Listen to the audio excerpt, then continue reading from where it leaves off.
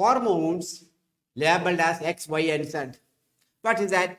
This is connected with the menstrual cycle.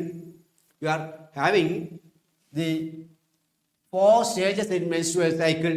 You know that day 1 to 5, that will be the flow.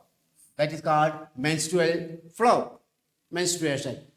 Day 5 to 13, it is the proliferative stage or follicular stage. And here, why the proliferation is occurring?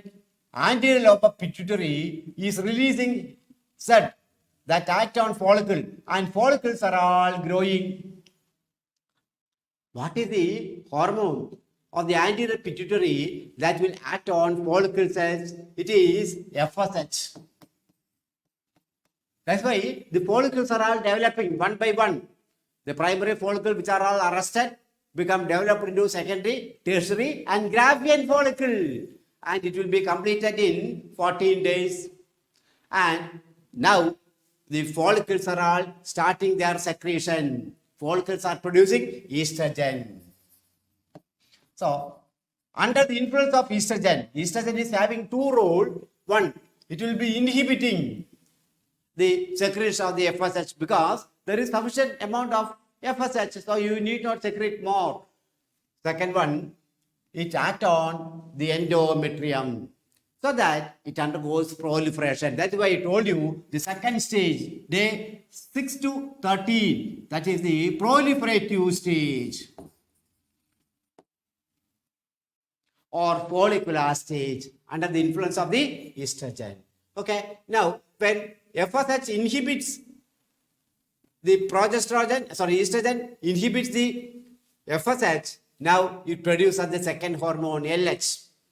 The LH level suddenly increases. All on a sudden it increases, and that is called LH surge, causes Graafian follicle to rupture. That is what is called ovulation. Ovulation occurs on the 14th day. And that Graafian follicle which is ruptured develop into a yellow mass called corpus luteum. Yellow mass, that is the word meaning. Corpus luteum, yellow body. This is producing the pregnancy hormone, progesterone. It is the angel of pregnancy. It is essential for the maintenance of pregnancy. Throughout the period of pregnancy, progesterone is a must. So, it starts producing progesterone, and the progesterone is responsible for maintenance of the endometrium. So, endometrium will not be separated as long as there is progesterone. Now, fertilization may occur sometimes, and if fertilization occurs, within 22nd to 23rd day, implantation will be occurring. Ovum will be released by 14th day, and if a mature sperm is also there, available, ready for fertilization, fertilization will be occurring. It is only a matter of chance.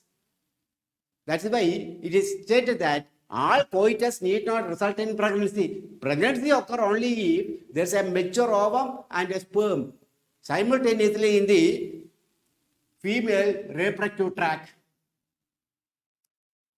Ovum is not always present. It will be normally available after ovulation, that is the 14th day, and will be living for maximum 2 days live. So within that, a fertile sperm should be there. Then fertilization will be taking place, and as a result of that, zygote is formed. Zygote start development, and in 7 days it reaches the blastocyst stage. Blastocyst stage will be by this time transported through the fallopian tube and will be coming to the uterus, ready for attachment, implantation. So implantation will be taking place normally by the 22nd or 24th day.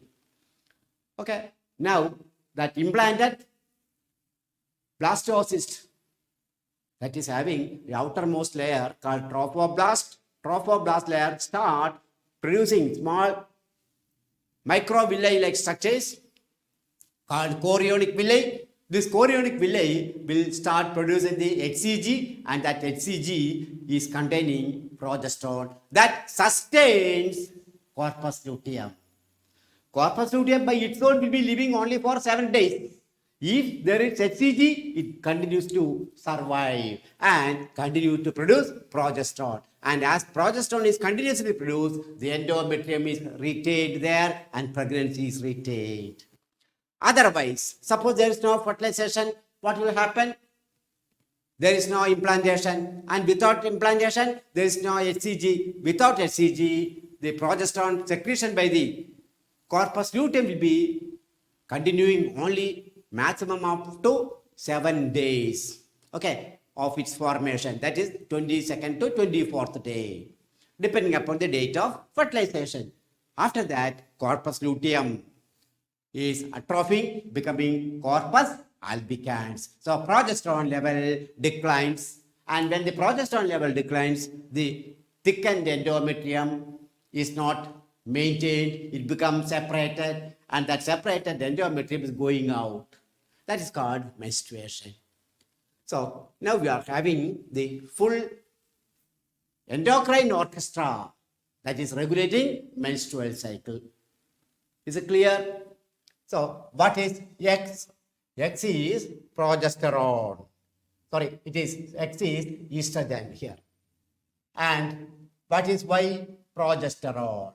And what is Z? FSH. That's why we take the option elephant.